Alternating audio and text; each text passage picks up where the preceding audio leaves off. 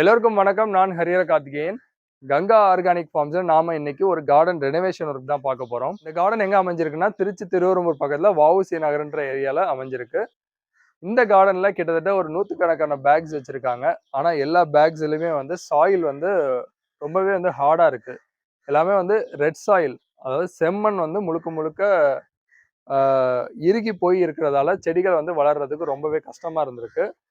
இந்த ப்ராப்ளம் ரொம்பவே அவங்க ஃபேஸ் பண்ணியிருக்காங்க. ஆனால் இந்த ப்ராப்ளம் வரதுக்கு முன்னாடி அவங்க என்ன யூஸ் பண்ணியிருக்காங்கன்னா கோகோ பீட் பவுடர் யூஸ் பண்ணியிருக்காங்க. அது ரொம்ப அதிகமாக யூஸ் பண்ணதால செடிகள் வளரல. அதுக்கப்புறம் ரெட் சாயில் வந்து ரீப்ளேஸ் பண்ணியிருக்காங்க. ஸோ ரெட் சாயில் அதிகமானதால வந்து இவங்களுக்கு செடிகள் சரியாக வளரல. நாம என்ன சொல்யூஷன் கொடுக்க போறோம்னா, நம்ம ஒரு தொட்டியில செடி வளர்க்கும் போது என்ன மாதிரியான ஒரு சாயில் மிக்ஸை வந்து நம்ம சூஸ் பண்ணணும், அதுக்கு செடிகளை வந்து எப்படி வந்து பழக்கப்படுத்தணுன்றதை பற்றி தான் வந்து நம்ம எஜுகேட் பண்ணிக்கிட்டு இருக்கோம். ஸோ இவங்களுக்கும் நம்ம அந்த விஷயங்கள் தான் சொல்லி கொடுத்துட்டு இருக்கோம். நம்ம சேனல்ல இது வரைக்கும் நிறைய வீடியோஸ் கார்டனிங் சம்பந்தமா கொடுத்துருக்கோம். கார்டன் ரெனோவேஷன் ஆகட்டும், கார்டன் மெயின்டெனன்ஸ் ஆகட்டும், புதுசாக கார்டன் இன்ஸ்டாலேஷன் ஆகட்டும், இல்லை நம்ம கார்டனுக்கு தேவையான ப்ராடக்ட்ஸை பற்றின ரிவ்யூஸ் ஆகட்டும், இது போல நிறைய வீடியோஸ் இருக்கு. நீங்க இப்போதான் நம்ம சேனல்ல முதல் வீடியோ பார்க்குறீங்கன்னா கங்கா ஆர்கானிக் ஃபார்ம்ஸ் யூடியூப் சேனலை சப்ஸ்கிரைப் பண்ணிட்டு பக்கத்தில் இருக்க பெல் பட்டனையும் கிளிக் பண்ணிருங்க. அப்போதான் நம்ம போடுற வீடியோஸ் எல்லாமே உங்களுக்கு உடனுக்குடனே நோட்டிஃபிகேஷன் வரும். இப்போ வாங்க நம்ம கார்டன்ல என்னென்ன விஷயங்கள் பண்ண போறோம், அது உங்களுக்கு எவ்வளவு உபயோகமா இருக்குன்றதை பத்தி பார்க்கலாம். இந்த கார்டன்ல நிறைய விஷயங்கள் மாற்றி அமைக்க போறோம். கார்டன் சாயில் வந்து நம்ம வந்து புதுப்பிச்சு அதுல வந்து நம்மளுடைய மண் புழு ஆகட்டும், கோகோ பீட் ஆகட்டும், உயிர் உரங்கள் ஆகட்டும், இது எல்லாமே கலந்து நம்ம வந்து ஒரு சாயில் மிக்சர் ரெடி பண்ண போறோம். அது வந்து இவங்களுக்கு ரொம்பவே ஹெல்ப்ஃபுல்லா இருக்கும். இந்த வீடியோ ஃபுல் அண்ட் ஃபுல்லா பாருங்க. அப்பதான் இந்த டிப்ஸ் எல்லாமே உங்களுக்கும் ரொம்ப யூஸ்ஃபுல்லா இருக்கும்.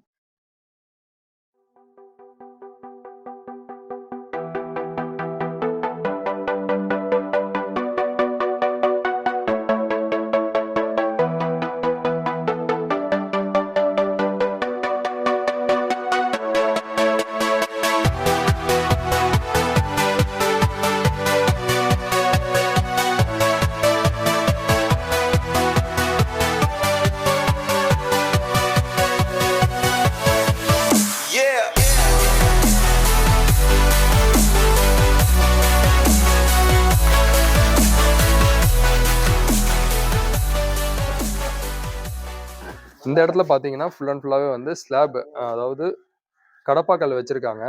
கடப்பாக்கல்லுக்கு கீழே வந்து ஏரகான் பிளாக்ஸ் வச்சுருக்காங்க.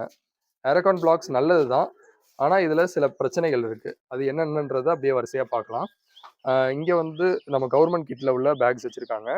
அந்த பேக்ஸ் எல்லாமே ஃபுல்லாக எத்து போயிடுச்சு. ஸோ இதெல்லாமே மாற்றிடுவோம். அதுக்கு பேக் சைடு நீங்கள் பார்த்தீங்கன்னா தெரியும், ஒரு தண்ணி போகிறதுக்கான ஒரு பாதை இருக்குது. இப்போ இந்த ஏரகான் பிளாக்ஸ் என்ன பண்ணுவோம்னா, தண்ணி போகிற பாதையை வந்து ஃபுல்லாகவே தடுத்துரும். தடுத்துட்டு இந்த இடத்துல மண்ணு ஃபுல்லாகவே சேர்ந்துருக்கு பாருங்க. இந்த மண்ணு சேர்றதால என்ன ஆகும்னா, நமக்கு வந்து மாடியோட ரூஃப் டேமேஜ் ஆகிறதுக்கு நிறைய வாய்ப்பு இருக்கு. ஸோ இது மாதிரி மண்ணு சேர்ந்து அந்த கார்னர்ல இருக்கும் தண்ணி போற பாதை, அதுல வந்து தண்ணியை போக விடாம இந்த மண் எல்லாமே வந்து அடைச்சிரும். ஸோ நம்ம பிளாக்ஸ் எல்லாமே வைக்கிறப்ப கரெக்டாக பார்த்து வைக்கணும். இந்த கார்னர்ல தண்ணி போற இடத்துல நம்ம வந்து எந்த ஒரு பேக்ஸுமே வைக்கக்கூடாது. ஸோ இதை நல்லா கவனத்தில் வச்சுக்கோங்க. இப்போ நாங்கள் என்ன பண்ண போறோம்னா, இந்த எல்லா பேக்ஸையுமே எடுத்து ஒரு சைடு மாற்றிட்டு இந்த கடப்பாக்கல் ஸ்டோன்ஸ் எல்லாம் எடுத்துட்டு ரீஆர்கனைஸ் பண்ண போகிறோம். அது எல்லாமே இந்த வீடியோவில் ஒரு டைம் லேப்ஸ் மாதிரி கொடுக்குறேன். ஸோ அதை நீங்கள் பார்த்து தெரிஞ்சுக்கலாம். இப்போ எல்லா தொட்டிலையுமே வந்து ரெட் சாயில் இருக்கிறதால ஒரு ஆள் தூக்க முடியாது. ஃபுல்லாகவே வெயிட் அதிகமாக இருக்கும். ஸோ 2 பேர் தான் சேர்ந்து தூக்குற மாதிரி இருக்கும். தொட்டிகள் எல்லாமே ரொம்பவே வெயிட் அதிகம். எல்லாமே இந்த இடத்த விட்டு எடுத்துருவோம். இந்த கடப்பாக்கல் எல்லாமே எடுத்து இந்த இடத்த ஃபுல்லாகவே கூட்டி க்ளீன் பண்ணிட்டு அதுக்கப்புறம் ரீஆர்கனைஸ் பண்ணுவோம். அப்படி ஆர்கனைஸ் பண்ணும்போது அந்த கார்னரில் வந்து நமக்கு ரெயின் வாட்டர் போகிற பைப் இருக்கு. அந்த ரெயின் வாட்டர் போகிற பைப் அந்த இடத்த வந்து விட்டுட்டு மற்ற இடத்துல நம்ம ஆர்கனைஸ் பண்ணுவோம். அப்படி பண்ணும்போது நமக்கு மழை பெஞ்சாலுமே தண்ணி எல்லாமே வந்து ஈஸியாக ஓடிடும். நம்ம ரூஃப் ரொம்பவே சேஃப்டியாக இருக்கும்.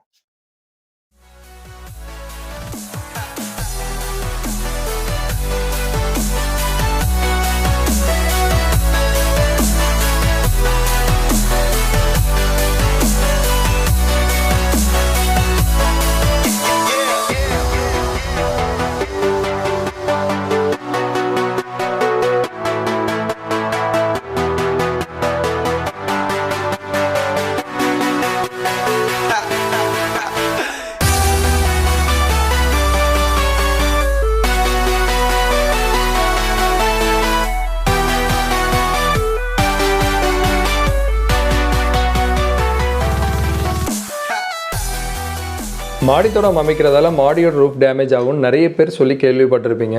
இதுபோல் பிளானிங் இல்லாமல் மழைநீர் வெளியேற இருக்கிற அந்த துளையை மறைச்சிட்டு நம்ம அந்த இடத்துல செடிகள் வளர்க்குறதால வேகமாக மழை பெய்யும் போது அந்த தண்ணீர் வெளியேறாமல் அங்கேயே ரொம்ப நேரம் தங்கி இருந்து கொஞ்சம் கொஞ்சமாக வெளியேறும். இதனால் நம்ம மாடியோட ரூஃப்குள்ளே இருக்கிற சிறு சிறு துளைகள் வழியாக அது ரூஃப்குள்ளே இறங்கி அங்கே இருக்க கம்பிகளை முழுசாக துருப்பிடிக்க வச்சிருது. இதனால் மாடியோட ரூஃப் டேமேஜ் ஆகும். அது மட்டும் இல்லாமல் அப்படி வேகமாக போகிற தண்ணியை நம்ம ஸ்லோ டவுன் பண்ணுறதால அந்த தண்ணியோடு அடிச்சுட்டு போகிற மண் எல்லாமே நம்ம மழைநீர் வெளியேற உள்ள துளையை மறைச்சிடுது.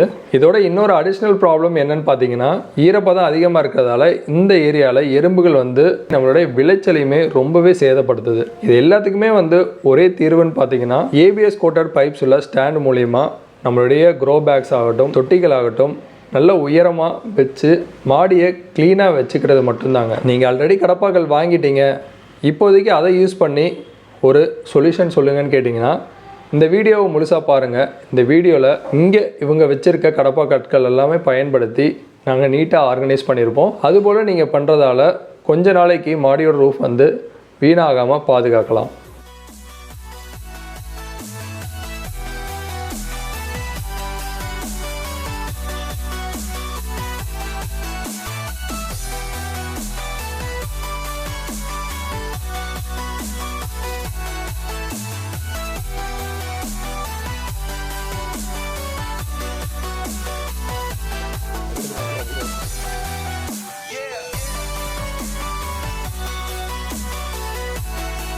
ஒரு வழியாக எல்லா பேக்ஸில் இருக்க செம்மண் எல்லாத்தையுமே ஒரே இடத்துல ஃபில் பண்ணோம்.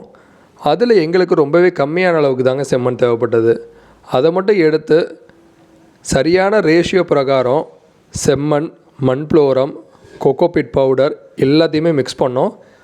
அதோடு சேர்த்து பயோ ஃபெர்டிலைசர்ஸான azospirillum, pseudomonas, trichoderma, phosphobacteria, potash bacteria இது எல்லாமே சரியான அளவில் மிக்ஸ் பண்ணதுக்கப்புறம் நல்லா 2-3 தடவை அந்த மண்ணை மிக்ஸ் பண்ணோங்க.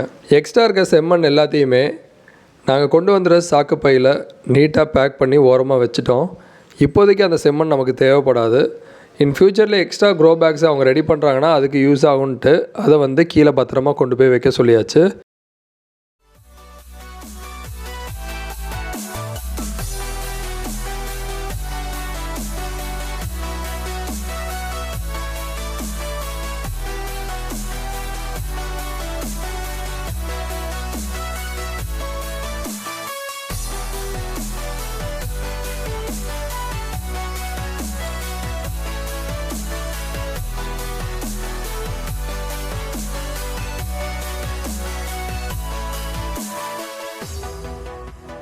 செம்மண், மண்புளோரம், கோகோபீட், பயோ ஃபெர்டிலைசர்ஸ் எல்லாத்தையுமே பர்ஃபெக்டாக மிக்ஸ் பண்ணி கங்கா ஆர்கானிக் ஃபார்ம்ஸில் நீங்கள் வாங்குகிற மாதிரி மண் கலவையை தயார் செஞ்சு பதம் கரெக்டாக இருக்குன்றது செக் பண்ணதுக்கப்புறம் எல்லா க்ரோ பேக்ஸ்லேயுமே ஃபில் பண்ணோம். கீரை பேக் ஆகட்டும், காய்கறி பேகு, சின்னது பெரியதுன்னு பிளாஸ்டிக் பாட்ஸு, சிமெண்ட் பாட்ஸு எல்லாத்தையுமே ஃபில் பண்ணது போக பேலன்ஸ் இருந்ததை சாக்கு பையில் ஃபில் பண்ணி எடுத்து வச்சுருந்தோம். ஏன்னா நம்மளுடைய பாட்டிங் சாயில் எல்லாமே தண்ணி ஊற்றுறப்போ கொஞ்சம் கீழே இறங்கும். அப்போ ரீஃபில் பண்ணுறதுக்காக கொஞ்சம் பேக்கப் எடுத்து வச்சுருக்கோம். இந்த ஒர்க்ஸ் எல்லாம் முடிக்கிறதுக்கே கிட்டத்தட்ட 1 நாள் ஆகிடுச்சு. ஏன்னா இங்கே இருந்தது எல்லாமே பெரிய சைஸ் பேக்ஸு. அது எல்லாத்துலேயுமே ரொம்பவே ஹார்டான, ரொம்பவே வெயிட்டான செம்மண் இருந்தது. அது எல்லாமே கீழே கொட்டி எடுத்து கலந்து முடிக்கிறதுக்குள்ளே 1 நாள் முடிஞ்சிருச்சு. இந்த வீடியோ ரொம்ப லென்த்தாக இருக்குன்றதால இதோட பார்ட் 2 வீடியோவில் இந்த ஃபில் பண்ண க்ரோ பேக்ஸ் எல்லாம் எப்படி ஆர்கனைஸ் பண்ணோம், அந்த கடப்பாக்கள்லாம் எப்படி செட் பண்ணோன்றதை கொடுக்கலான் இருக்கேன். இதுபோல் உங்கள் மாடி தோட்டத்தையும் ரினோவேட் பண்ணணுன்னாலும் சரி, புதுசாக மாடி தோட்டம் அமைக்கணும்னாலும் உங்களோட மாடியோட ஃபோட்டோஸ் அண்ட் வீடியோஸை ஸ்க்ரீனில் தெரிகிற வாட்ஸ்அப் நம்பருக்கு ஷேர் பண்ணுங்கள். அதை பார்த்துட்டு எங்கள் டெக்னிக்கல் டீம்லேருந்து உங்களுக்கு கால் பண்ணி பேசுவாங்க. இந்த வீடியோ பிடிச்சிருந்தால் லைக் பண்ணுங்கள். இந்த வீடியோவில் எதுவும் சந்தேகங்கள் இருந்தால் கீழே கமெண்ட்டில் சொல்லுங்கள்.